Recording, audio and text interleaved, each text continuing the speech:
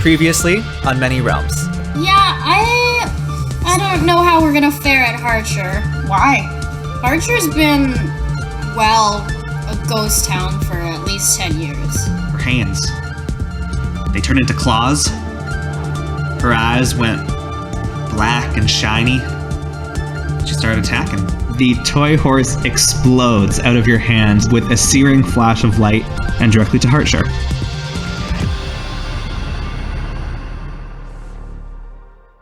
Hi, my name's Jordan. I play Mateo, and it's bananas to be here. My name is Eli. I play Olivet, and it's appealing to be here. My name is Jillian. I play Anisha. It's peachy to be here.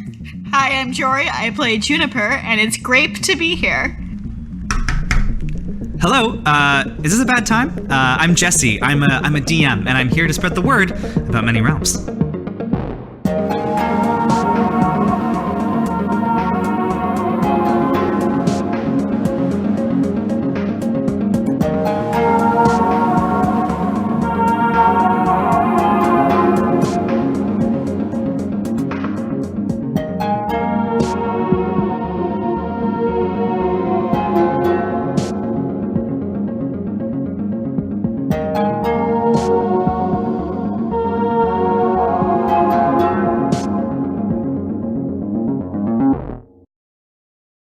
Fab Four.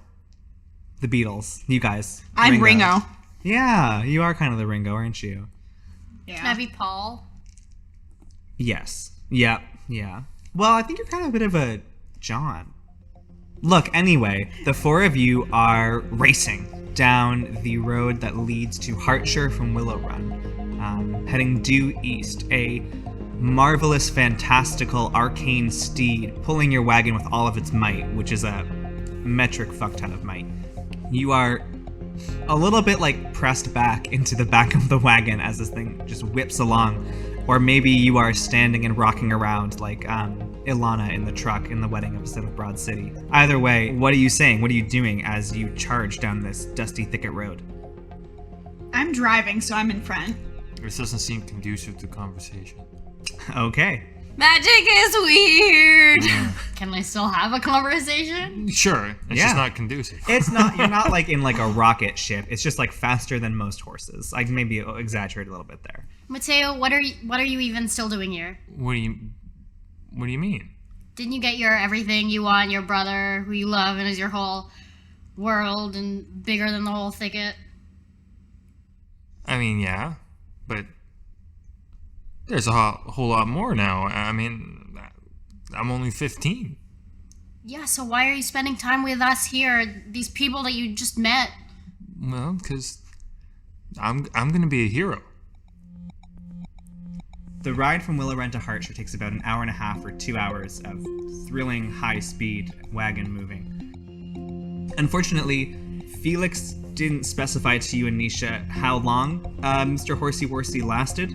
So after about an hour and a half, you notice that Juniper in front in the wagon, the horse that's pulling the carriage starts to look a little bit less opaque. The edges are sort of translucent and fuzzy. Anisha, how long is this thing supposed to last? Or how do you stop it? Why are you asking me about magic? Because you were given this. I didn't think to ask. Well, okay. Talk to it. Do something. I don't know. I'll just ride this thing out as long as we can. I mean, yeah, so do nothing. Sounds good. You charge along, and as you watch the horse, its speed never drops, but it starts getting more and more kind of faded and misty looking. When this thing stops, we're gonna shoot forward, aren't we? The wagon stops. The horse vanishes, and you need to make a dexterity saving throw. Oh, wow. 19. 11. 19. Okay.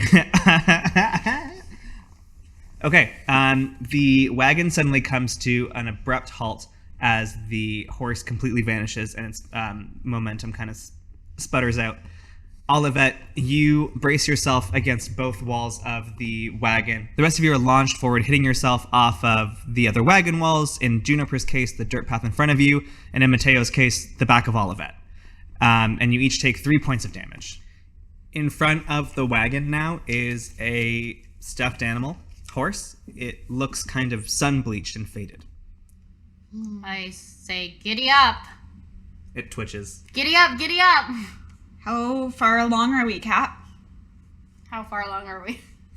By your best guess, you're not too much further out. It seems like the horse took you most of the way. You'd say it's hopefully around like a mile. By my best guess, it's hopefully around a mile. Nailed it. Thanks. All right, we can walk a mile. Okay, you walk a mile. So wait, we're leaving the wagon behind. Yeah. We have to. There's no way to carry it. It's not like we have stuff on it. Yeah, you approach the former village of Hartshire. From a ways out, you get a sense for how empty and desolate this place is. Most of the buildings in Hartshire have been burned down or have fallen prey to the elements or banditry in the past decade or so. As you walk up, you can see that there was once a solid wooden fence and an archway over top of the entrance to the village that said Hartshire in gleaming iron letters that are now rusted and mangled and drooping from their posts. In front of you, you recoil from the sight and, in some cases, the smell of piles of sun-bleached human bones. Yikes. There's one major road that leads through Hartshire and carries on through the eastern portion of the thicket, which is why travelers still take this route. But there's little else to see. Maybe a handful of buildings still stand on the northern side of the village, and all around you in a messy, uncomfortable trail from the very front of the gate, more bones. Can I take a sidebar to ask what the stats on that dagger are? Are they normal daggers? Look like normal daggers. Okay. Juniper, did you ever eat those seeds? No. So I still have all of those. That's fine. Should I eat a seed? Well, whatever. It's up to you. Now I want to eat a seed. Which one do you eat? Is there any way for me to figure out what they do? Eat them. Yeah, I guess, right? That tracks. Okay, I'm gonna try the polished wood one. Okay. You eat the polished wood seed, and you learn the cantrip Shillelagh. Cool. Okay, I eat the rest of them. Okay. You learn the following cantrips 34 hours later. You learn from the weird 2-seed one, you learn guidance. From the one that has kind of veins of gold running around the outside, you learn mending. From the metallic looking one, you learn produce flame. Cool. Where do we want to start? Is there any like type of place that you're looking for? Do we remember who Valyx's parents were? I don't know that was important. Okay. It's pretty much clear destruction as far as you can see to like the far end of the path and the exit of Hartshire. It's not a very big village. And to the north, there is nearby what looks like a residence that still appears to be standing upright. Should we check it out? Yeah, I think houses are probably would have more than like a shop. Yeah, maybe if we're lucky, Valyx left her own house standing.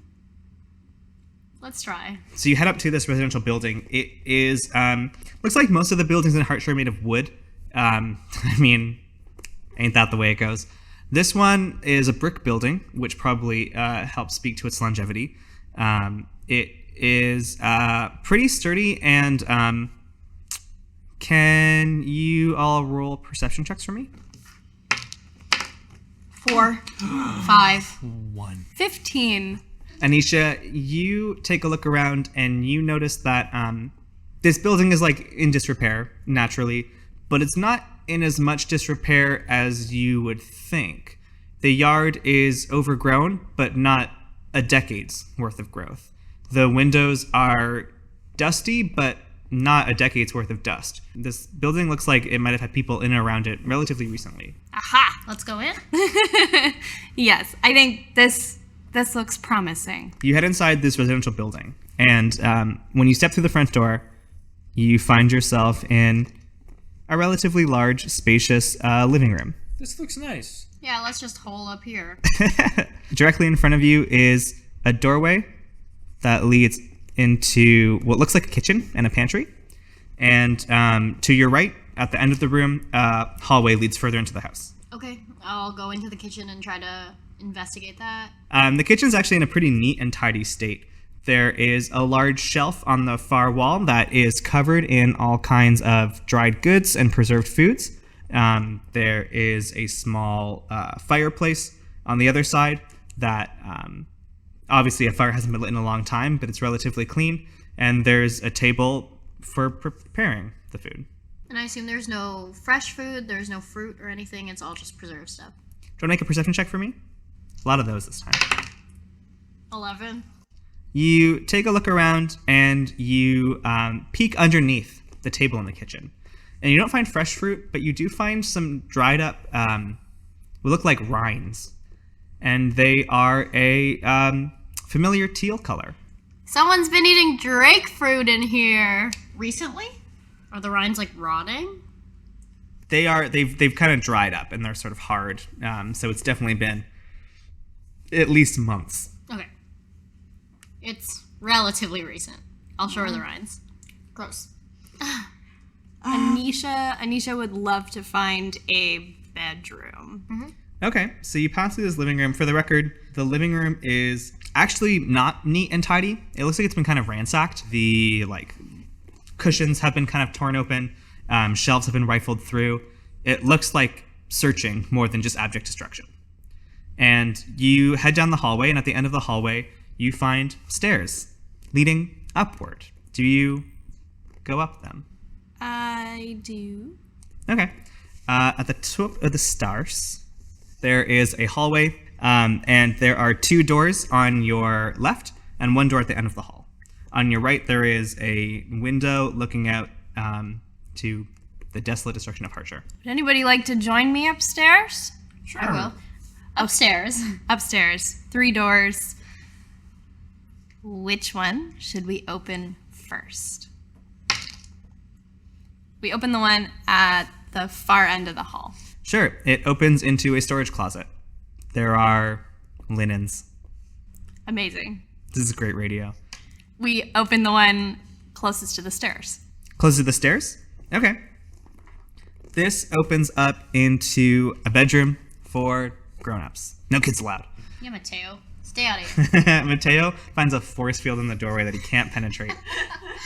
JK, could you imagine? On the far side of this room, there is a double bed, or queen, fantasy queen, fantasy bed Queens size. in medieval Europe. Not drag queens, though. No, Wait, yeah, yes, they did. drag queens. A No drag lies. queen size mattress opposite a wardrobe, and next to that, a table that looks like it's laid out with some like mason's tools. And closer to you, against the wall, is a trunk that looks like it had a lock that was smashed open. It's lying on the ground in front of the trunk. Okay. I very carefully open the trunk. Okay, you open the trunk. Congratulations, you've solved my trunk puzzle. You find old clothes in some neat little piles. Well, once were neat anyway. It looks like it's been rifled through. You find a necklace, and it looks like it's strung up with fangs instead of seed beads or Pandora charms. And next to it, a faded piece of parchment. What does the parchment say? I'm so glad you asked. It's a letter. It reads, Valyx, I do not know where or how this message will find you. My hope is that something I can share with you, lovingly, when you are ready. My fear is that you will find this only when your shame and despair grows too strong to control. I am sorry that your father and I hid this from you for so long. The fault is entirely mine. I wanted you to have a safe and pleasant upbringing, far removed from the terror that plagued your mother and her mother. You must know that I was never ashamed of you. How could I be? And that I believe the love your father holds for us in his heart is pure. If I am not here when you read this, if you are fled in rage, if I have passed on, or if either of us have been found out, Please heed these words and do not take up any reckless action. Humankind must not be painted with a broad brush. Some, like your father, are tender and understanding, even if others, like you, Lacan, are not. Walk in this world with strength, grace, and mercy for even those who are unmerciful to you. If fortune favors our family after so many years of bitter misfortune, then I will be walking alongside you, teaching you, loving you, for as long as I live. Love, your mother. Underneath the letter is a small leather-bound book. Looks like a diary. All of the pages have been torn out of it. Roughly, it looks like. And in the back, interior cover, you see claw marks etched into the paper there. Can we look through the other room, which is presumably Valyx's? Of course you can.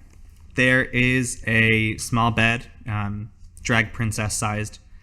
There is a small desk. On the desk are some pieces of paper and lumps of charcoal. And yeah. If I investigate, is there anything either interesting or like that seems personal or like intimate to her? Yeah, these pieces of paper have drawings on them. One of them, the one that looks the most complete and hasn't been sort of scribbled out, depicts a young woman who looks like it might have been Valyx a number of years ago, standing next to an older man. Okay, I'll take it. Okay.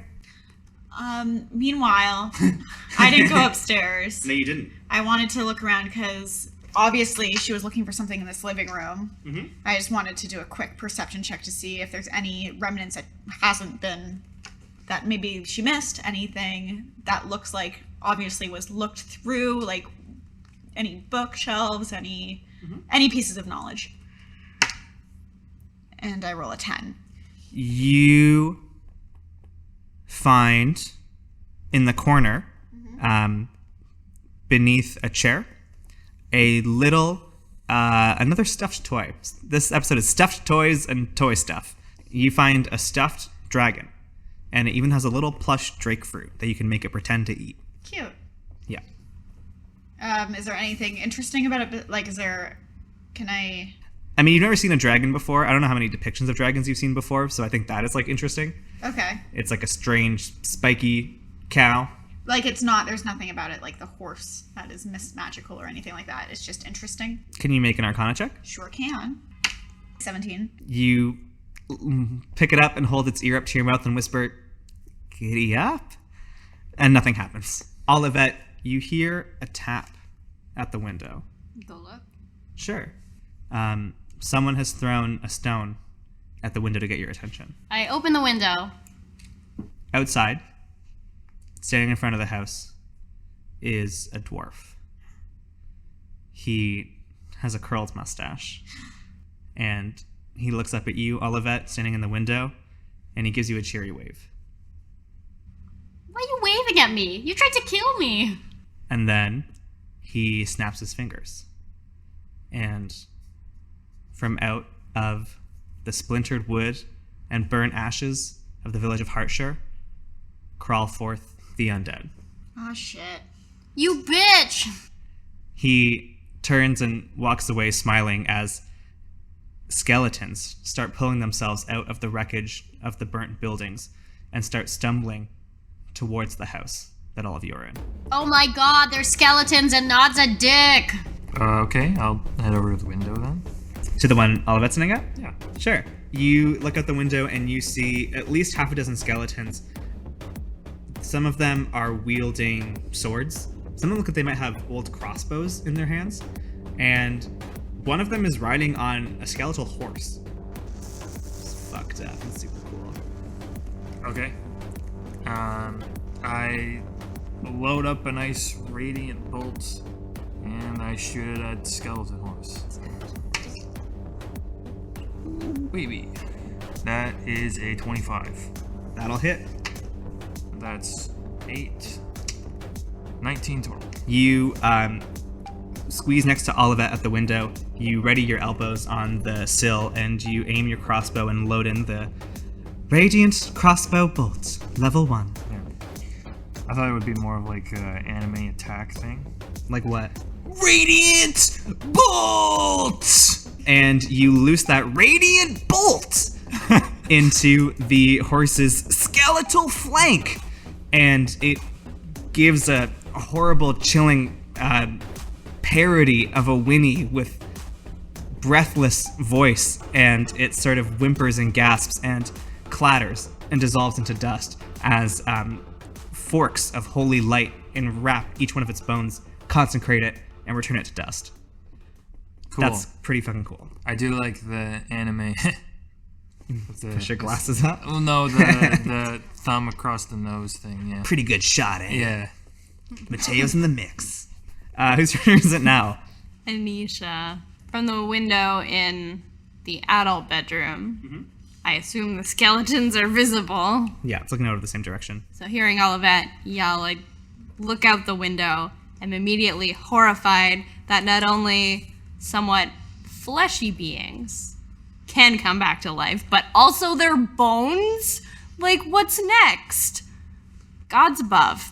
Anisha doesn't want to get any closer to a bunch of skeletons. So they spend this round panicking. Fantastic.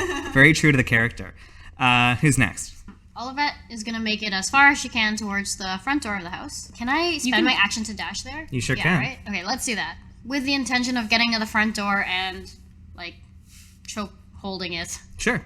Juniper's turn? All right, I'm gonna run to the closest guy, I guess, because I'm pretty close to them, right? Are you going to leave the house? Yeah. Juniper, you run up and meet a skeleton. Yeah. Can I cast my shillelagh? I've never played a spellcaster before. Can we make that clear? Shillelagh is a bonus action, so you can cast it and still attack. Yeah, which is so that's nice. what I'm gonna do. Can you do an anime? Can you please call your attack? Is there a magical girl transformation? Yeah, I raise my staff into the air and my theme plays as I spin around and my outfit becomes my armor turns into a schoolgirl uniform. My Sailor Scout badge goes on my forehead and around. Shillelagh! What? You do all that and then you kind of. You cast a cantrip.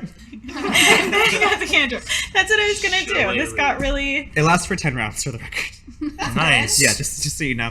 Yeah, and you remember what it does? It makes my wisdom instead of my strength, which is important. Yeah. And then a 1d8 instead of a 1d6. Mm-hmm. Great. Great. You're going to attack with your shillelagh? I sure be. So that is a 9. That does not hit All right. the skeleton. Well, that was a lot of build-up. Well, Juniper has run directly into the middle of the battle. So This is just how I do it, I guess. I guess. Like, Girl. okay. How many are there? There's 3. There's 4 that are attacking you. You can see one further off in the distance that's climbing up from his skeletal horse. And there's one that looks like it's trying to climb up the wall of the house. How long until Juniper falls unconscious today? Well, 3 of them hit you. So let's see. Cool. My AC is real low.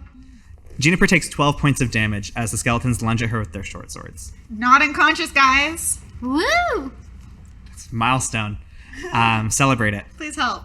It's Mateo's turn. Right, so what's the general position of most of these skeletons? Do I still have shots outside the window at any of them? Or are they pretty much all inside around the house? You could get the one who took an extra turn to climb up off of his horse dust.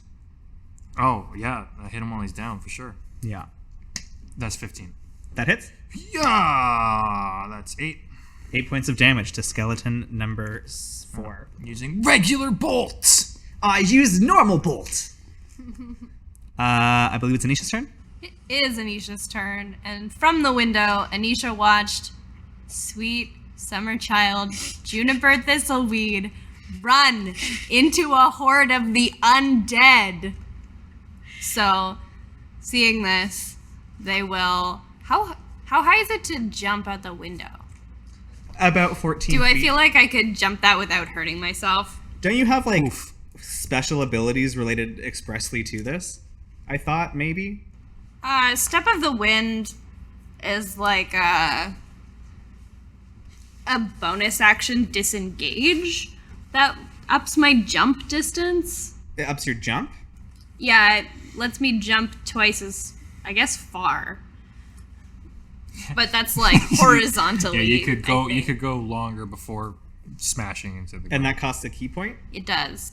I would say it would be fair to spend that key point to like assure your ability to get down to the ground floor without taking damage. Anisha just hurls the window like up as high as it goes, spends a key point to, as a bonus action, jump out the window and land safely.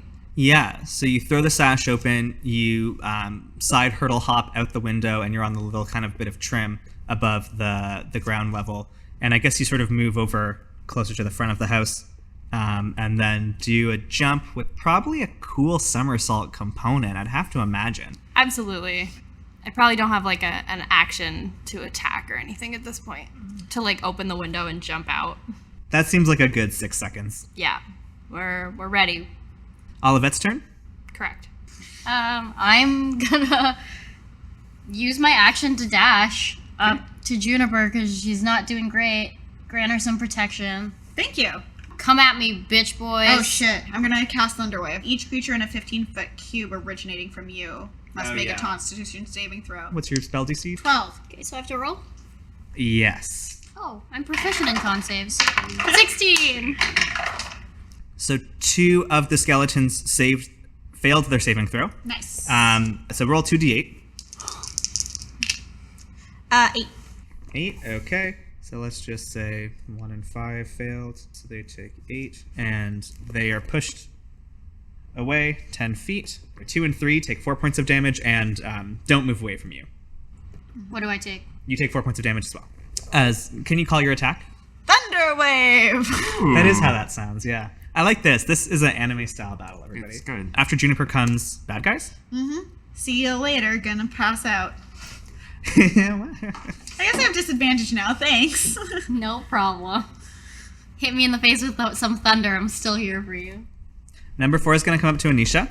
Number 5 is going to come to Olivette. Number 1 is going to run over here for an unknown reason. And Because you're not gonna have 3 of them attack me right now. Later days. maybe. And number 6 is continuing to climb up the wall, and he gets outside Mateo's window. Nice. And everyone's going to be attacking everyone else. So 2 on Juniper.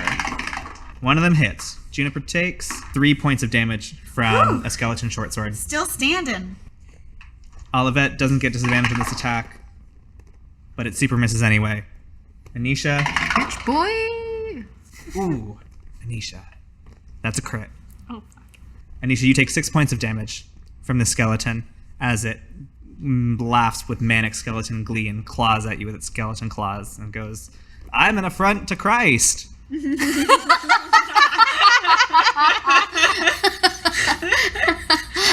I'm so sorry, everyone. Just because you were like, bones can walk again?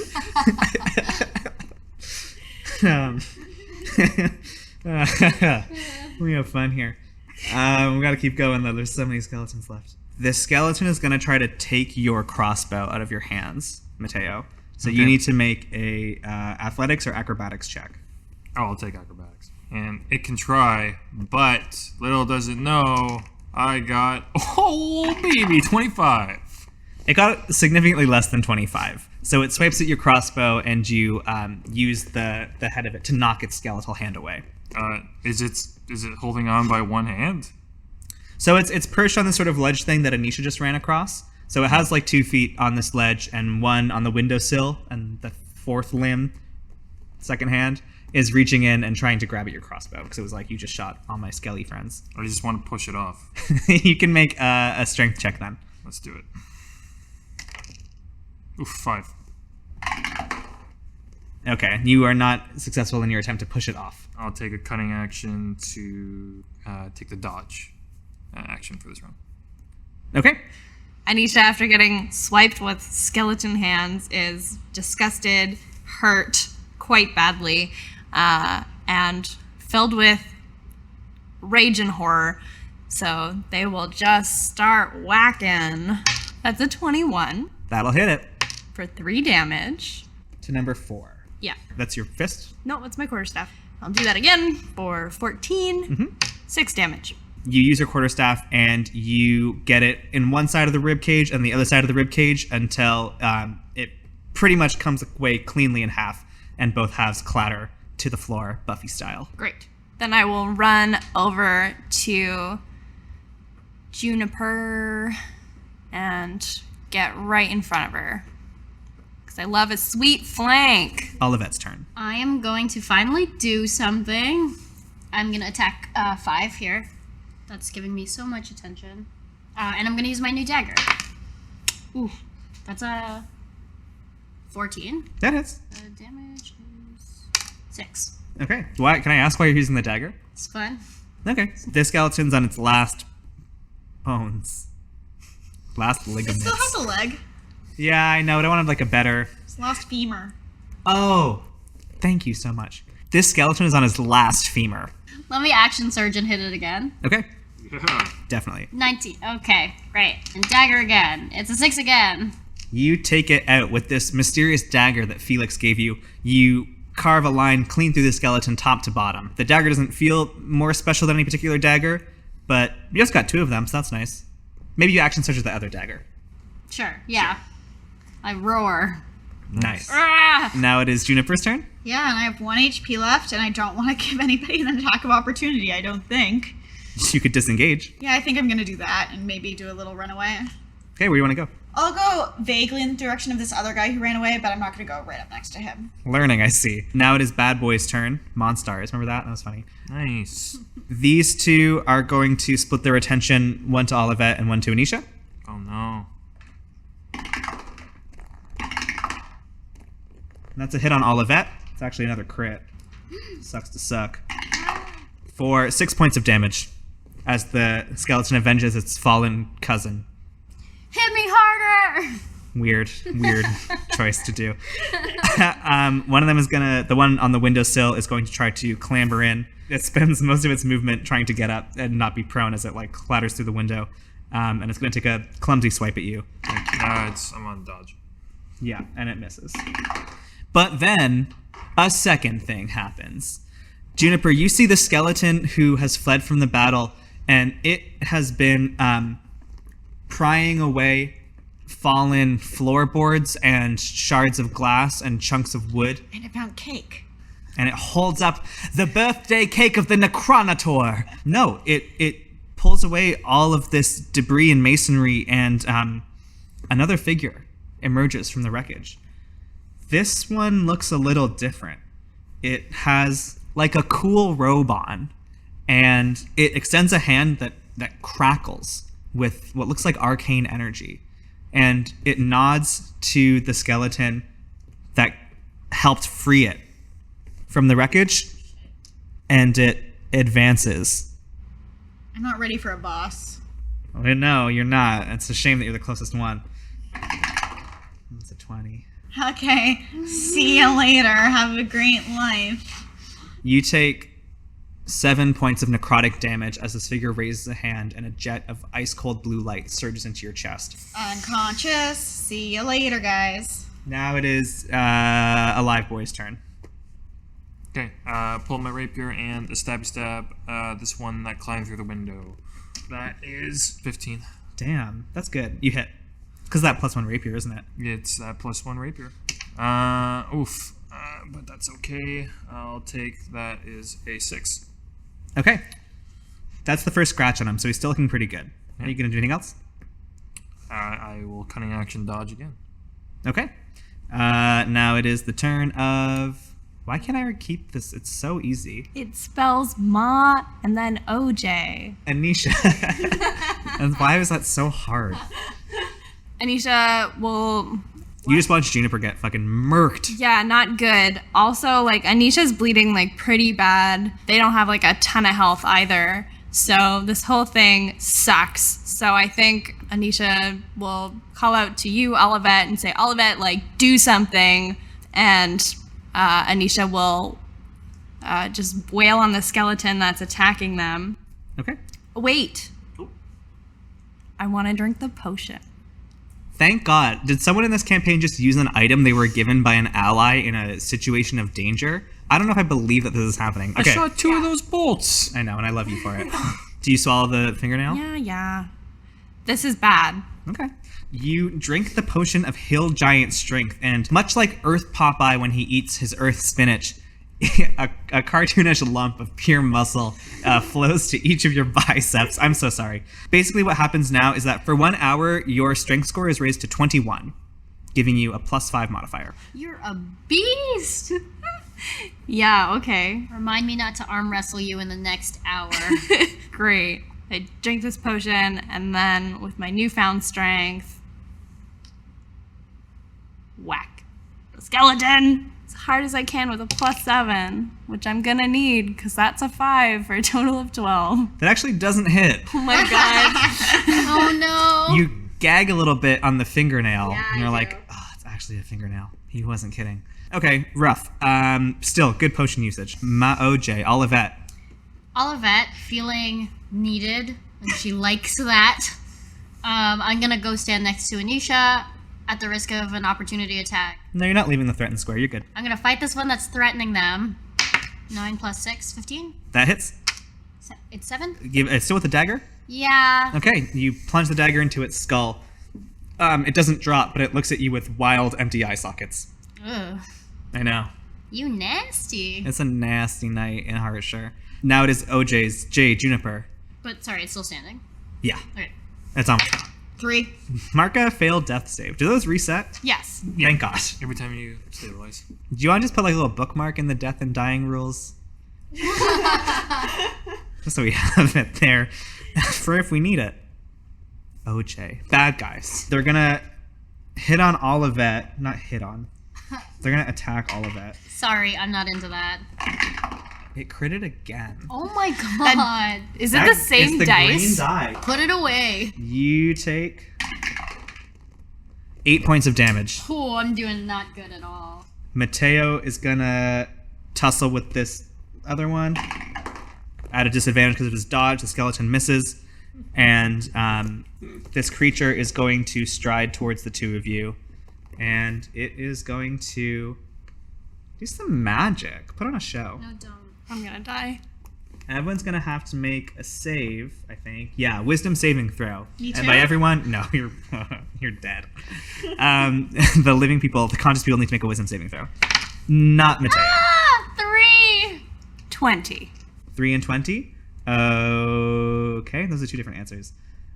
It's true. It's true. I'm so fucked. Olivette. This thing raises its hand and looks towards you, and its skeletal teeth chatter in its skeletal jaw. It's a skeleton. And it kind of projects an image in front of you that only you can see. It's you, older, maybe 15, 20 years, sitting in a rocking chair by an extinguished fire, cold with a blanket draped over your lap, in an empty room, in a small house somewhere in the thicket. And it's the moment when, after so many years, after so many battles, the light finally leaves your eyes. And in this vision, Olivette, there's no one there. There's no one around you to hold your hand or whisper anything comforting in your ear. You sit, you stare, and then you don't do much of anything. You are now equipped with the frightened condition. You drop your dagger, and on your next turn, you need to take the dash action and move as far away from this creature as possible. Ah! This is too real. It's fucked up. Ma-OJ. Mateo. Continuing my hard-fought battle with this window skeleton, and I attack with my rapier +1. That is a 13. That hits. That is a 12. That knocks the skelly in the jelly. Fuck. Oh, wait, we don't swear, do we? I've been swearing a lot lately. I think we swear. I swear. Fuck you, skeleton. Yeah, your finishing move. Fuck you, skeleton. The skeleton gets fucked. It flies out the window and gets skeleton impaled on like a plank, and then goes all like dusty. Again, like Buffy. Great show.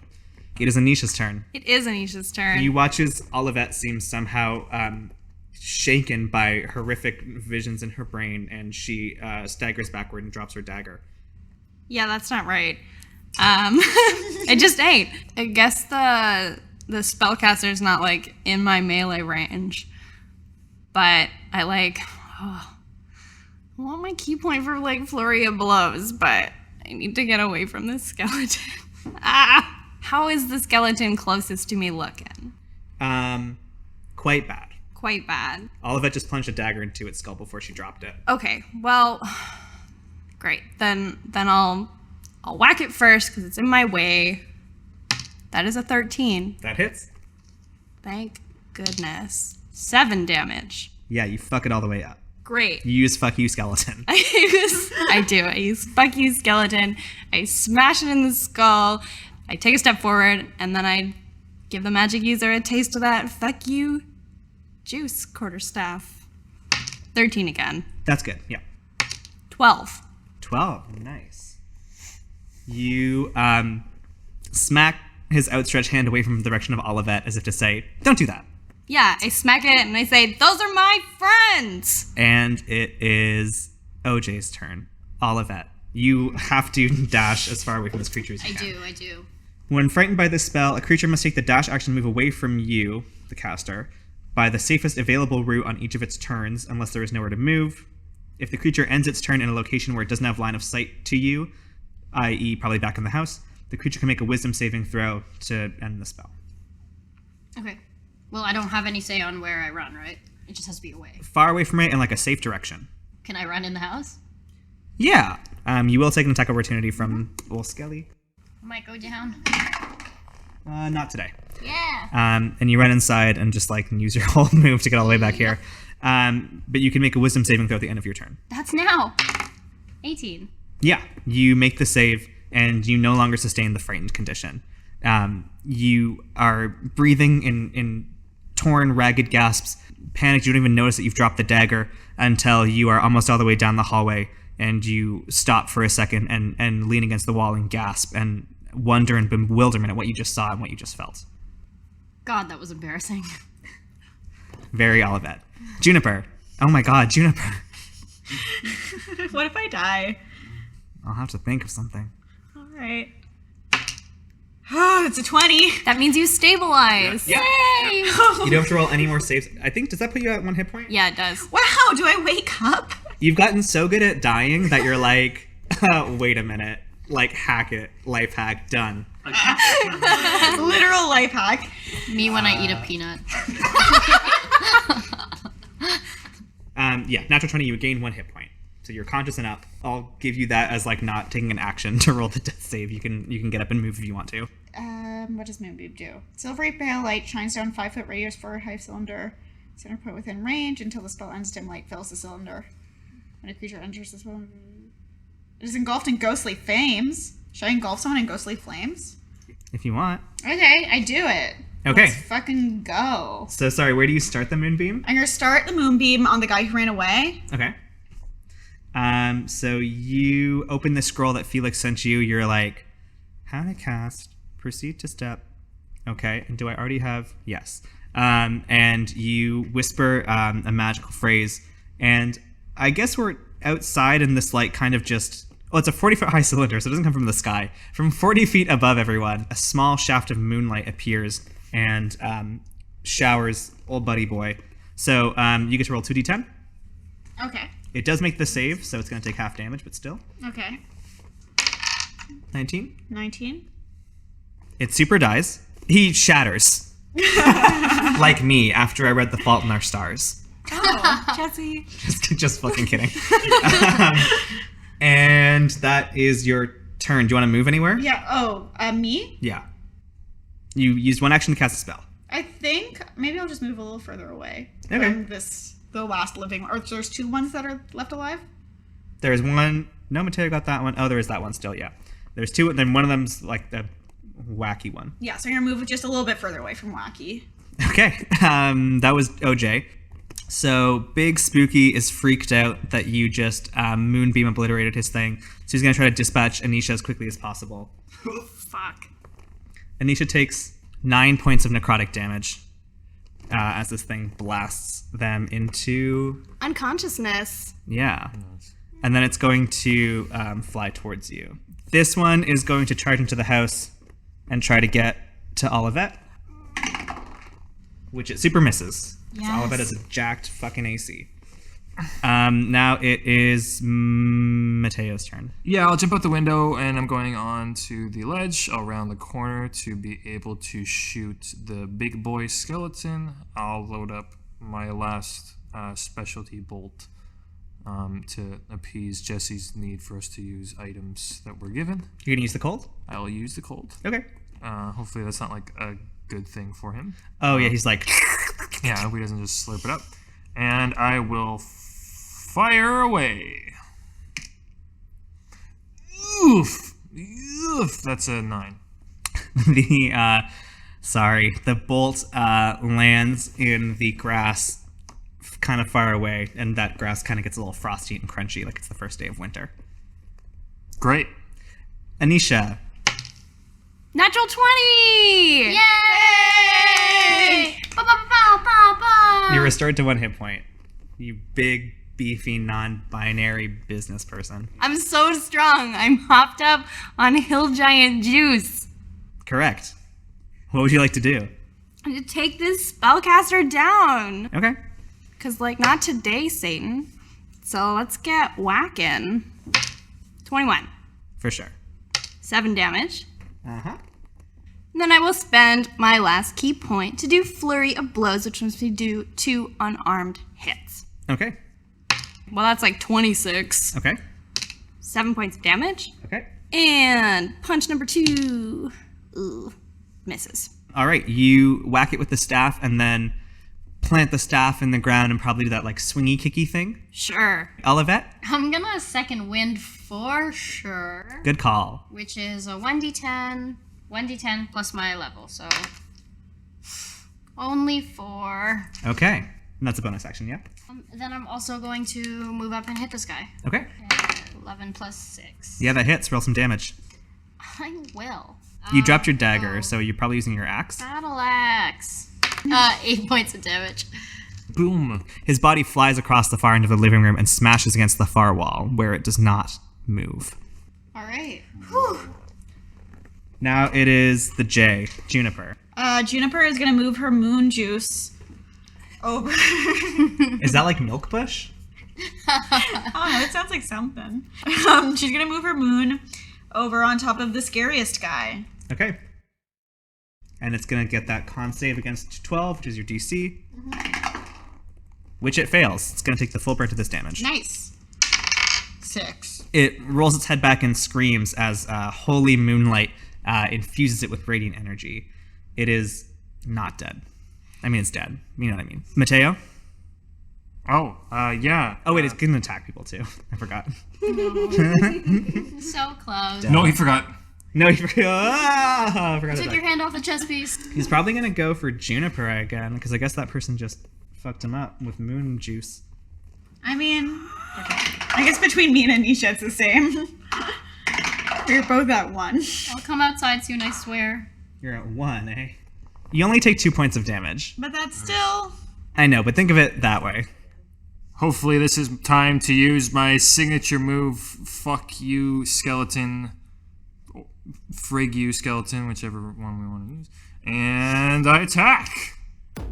19 yeah. on dice, so that's going to be fine. Okay, then I also get sneak attack. Total of 7. You raise your crossbow, lock and load, and scream, "Fuck you, skeleton." Or "Freak you, skeleton." Whatever. As you launch a bolt into the rotted, festering, unholy mass where this thing's brain used to be. And as the bolt flies clean through the other side, the thing stops floating and falls to its knees on the grass. Pools of moonlight running down its face and body, and it slumps onto its side, looking up at all of you, and the twin pinpricks of icy blue light that lurked in its eye sockets snuff out, and this thing is no more. Congratsies. Rough. Everyone gets a lot of experience. Anisha would like to run over to Juniper and stabilize her. Sure. Do you have any ability to do that, or are you just gonna make a medicine roll? I have like proficiency in medicine. Yeah, you can make a roll to stabilize. Oh, it's a natural 1. You're not great at it. No, You kill her. No, you don't kill her. Please don't kill me. I'm scared and upset. So I can't help with that. I will obviously come down. I have 14 gold pieces to. I dump them on her body. Does this help? Olivet, what are you doing? I guess coming back dejected and embarrassed as fuck. To see Nisha leaning over Juniper's lifeless body. Oh my god. Olivet, help! I don't know what to do. Help me! Can I try to fix this? Oh my god. You can make a medicine roll if you want. I'm not even good at this. Screaming in fear. I'm definitely gonna kill her. It's a 14. On a 14, I'll say you can stabilize her, but she is for sure at 0 hit points unconscious, and probably can't be helped beyond that point. Does dragon fruit have healing properties? You don't know. Well, I got a bonus one that I don't need. So, Oh, yeah. bonus dragon fruit going down Juniper's gullet. Okay. So you're gonna like cut a piece off, I guess, and Yes. kind of like. I guess really it would be probably a mama bird situation. I don't know that it would be, sir. I mean, how else is she gonna get it down?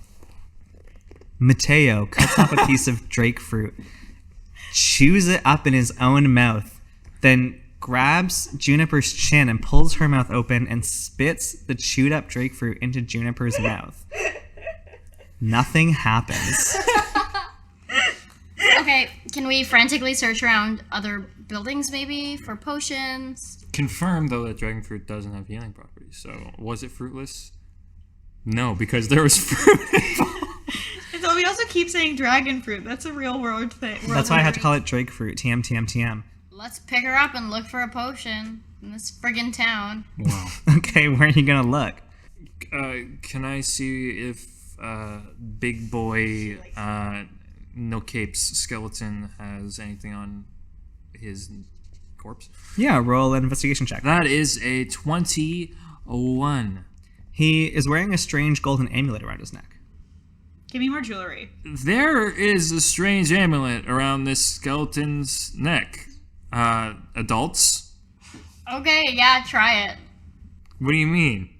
I just want you to look at it. I have no idea what this is. It's just, I thought maybe Anisha? Maybe you can help out here? Maybe? I'm not sure. Why do any of you think I know how to do magic? I did see you jump off a building. Okay, whatever. I take the amulet off and I put it on Juniper. Okay. She becomes the skeleton. Like a little. Really? But does she become conscious? That's all that matters. Oh no. I just tried to help. Is it cursed? Is it a cursed amulet? I'm so sorry. Can you make a charisma saving throw? Oh god. Natural 20 plus 22. Yes. Nat 20, baby. Mateo, you wipe some of the spilled drake fruit off of her lips as you take the amulet, give it to Olivet, who clasps it around Juniper's neck. I can't believe this is happening. Juniper, in the darkness of your own mind, you hear what sounds like the bars of a prison cell being struck hard, a cold metallic clang. And within your own mind, a figure approaches you. He is a short human. He has dark brown hair and lively green eyes, and he is wearing a familiar dark cloak. And he walks up to you and he says, Hi. Hello? That moonlight stuff really hurt. I think that was on purpose. Who are you? My name's Eric. Hi, Eric. Do I know I'm unconscious? You know you're not like anywhere in particular. Sort of have the sensation you're dreaming. Okay. With the cloak and what he said, you can probably deduce that this is like the skeleton person you just killed. I'm sorry for hurting you. You were trying to kill me, in all fairness. I sure was. Why? Dark energies had corrupted my soul. Well, that sucks. Yeah. Well, Eric, who are you? Well, I used to live here in Hartshire.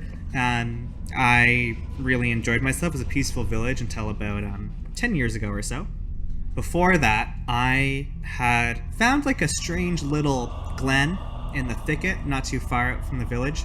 And I had spent a lot of my youth there. I found it sort of enchanting in a way that I couldn't really describe. And the day I turned 18, I went there to spend the afternoon, as I so often did. And when I got there, I started hearing voices, whispers that said it was my time, that I was ready, and that today was a very special day for me. And that was the last thing I kind of fully remember as Eric. The next day I woke up in the glen. I had an amulet around my neck and some pretty cool magic powers. Do you know who did that to you? Yeah, it was my patron. Your patron. Yeah, Dark Fae of the Woods. She commanded me to commit all sorts of horrible, torturous acts. I had to kill all these little animals and steal stuff and bring it to the glen for her. And if I didn't, she would make this amulet that I couldn't take off for any reason burn like fire around my neck. It sucked. Yeah, it sounds very bad. Yeah, it was super bad. Does that have anything to do with what happened here? No, that was Valyx. Yeah, I know, but I just wondering if maybe what happened to you might have anything to do with what happened with her. No, I guess you're not from here. No, she had her own stuff going on. Do you know what that was? I think she was part dragon. Part dragon? Yeah. Alright. At one point, the patron asked me to spy on her a little bit, and I saw she would like have weird kind of like episodes where she would get claws and all like black-eyed and stuff. But my deal was I was like more into my stuff, so I didn't really pay a lot of attention to her. Okay. Anyway, sorry, this is taking so long. I'm gonna have to suck the soul out of your entire body now. Can you just hold still? No, please don't. He has an amulet in his hand, 2 chains, and he's trying to sort of strangle you and grab you in a headlock with his elbow and wrestle the amulet pieces around your neck. And you feel like you can't really resist. I mean, you're in this sort of dreamy state. Your limbs feel weightless and insubstantial. And you try to push him away, but you hear that click, that same sound again, and the amulet is around your neck. And he stands back and he says, "It is time to submit to me." No, thank you. And Juniper Thistleweed, when you say no thank you, his face registers an expression of intense shock, and he's pushed away, almost like you'd cast him aside with a thunder wave. And from the very outermost tip of him, which would be the prominent point of his long nose, his body begins to crumble and dissipate. From the front all the way through, layer by layer, he disappears and floats into the blackness surrounding you. And then, when the very ragged edge of his cape fluttering in the breeze has vanished, your eyes flutter open. Thanks for listening to this episode of Many Realms. This is another installment of our Tallow D&D 5e arc. If you liked what you heard today, be sure to subscribe to the podcast on your favorite podcasting app. Like and comment on our posts, share with your friends, and spread the word so that everyone can join you in the Many Realms.